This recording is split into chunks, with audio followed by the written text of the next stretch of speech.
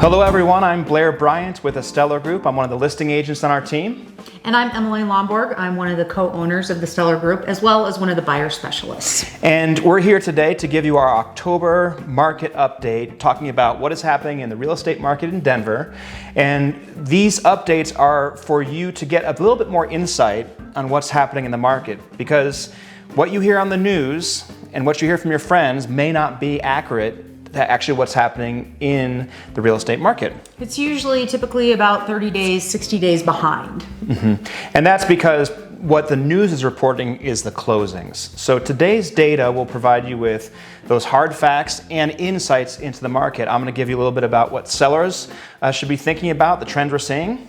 And I'm going to talk a little bit about what it's like to be a buyer in today's seller's market. Right, because that can be really challenging. That can be a challenge, right? Yep. So we're going to jump right on into the data. The data is important because when we talk about a seller's market, we talk about inventory.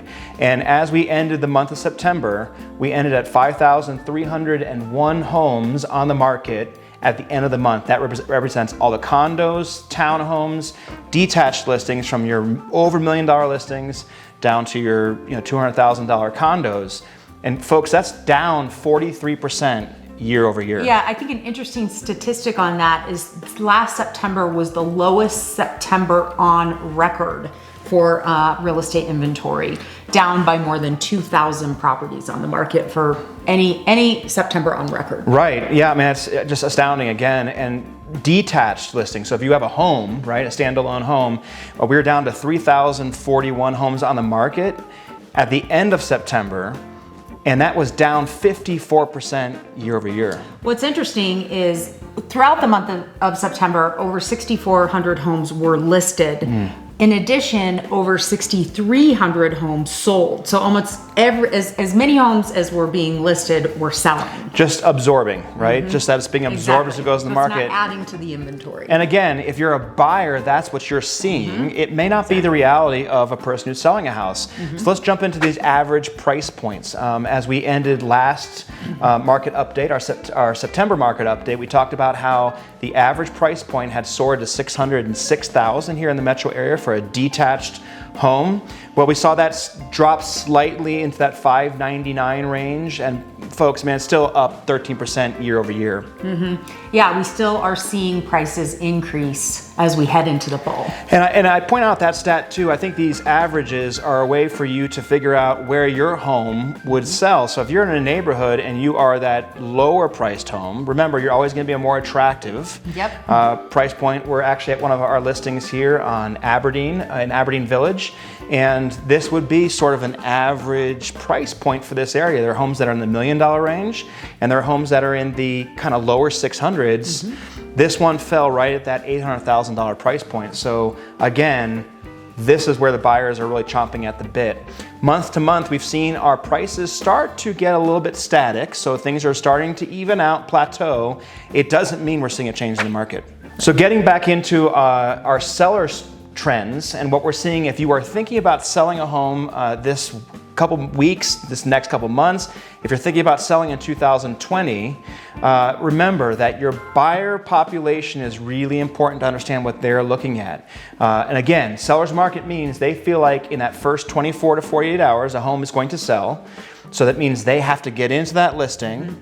And if they are going to win it, they have to be asked at that ask price or above. And so pricing is very important. I talk to sellers all the time about this. Overpricing a home can be absolutely a huge detractor to finding your best buyer and your best price. Because if I'm a buyer and I walk into the house, I'm thinking I'm going to be paying listing price or above. And so I'll look at it, but I'll be a little bit wary on making that offer because I feel like I'm already overpaying, which who can argue? Exactly. Today's buyers are savvy. They know they have to move. They know they have to move fast in today's market. With listings selling very quickly on the market, the median days on the market for September was 6. Buyers have to make a quick decision. They don't have time to sit and wait and think things over. So as soon as they see something they like hit the market, they're getting out there. They're a lot of times only being able to see the house in a 30-minute showing window due to COVID restrictions. And they're having to make really quick decisions. So they're savvy. They've done their research. They've driven the neighborhoods. They know what they're looking for, and they know what pricing is. Right. And when they see something that is really overpriced, they're going to tap the brakes on that one and walk away. So again, back to these trends, we're looking at what is important to do to your home before listing, because if you're a seller, you're wanting to attract that perfect buyer. I mean, in most cases, you're hoping to get more than one interested party. So staging, this is something our group does at a very high level, and you'll see on our channel here that we have several videos dedicated to staging. I recommend checking those out. And then we talk about pre-listing improvements. You know, are there any dollars you can spend before you put your home on the market? This home I'm sitting in today is a perfect example.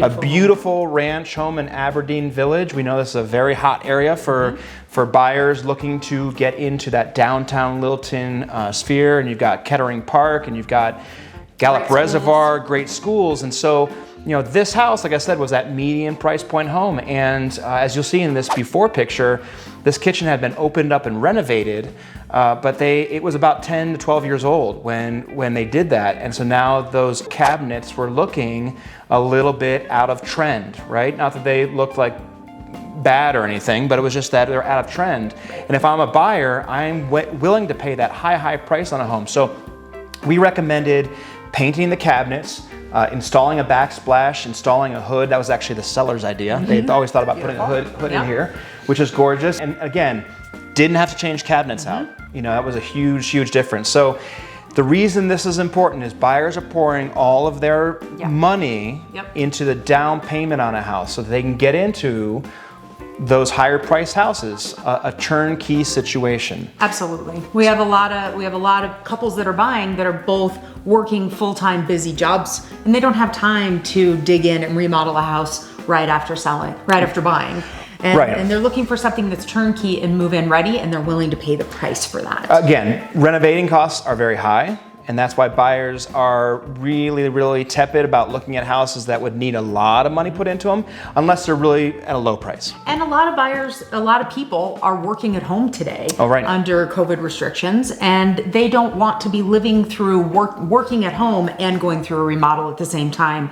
They just can't do it. And so, and the last thing I'll point out with these sellers market trends we're seeing is not all houses are selling. I mean, we get to every seller's market I've worked in, we've had houses that just have a difficult time selling, and there's always a reason.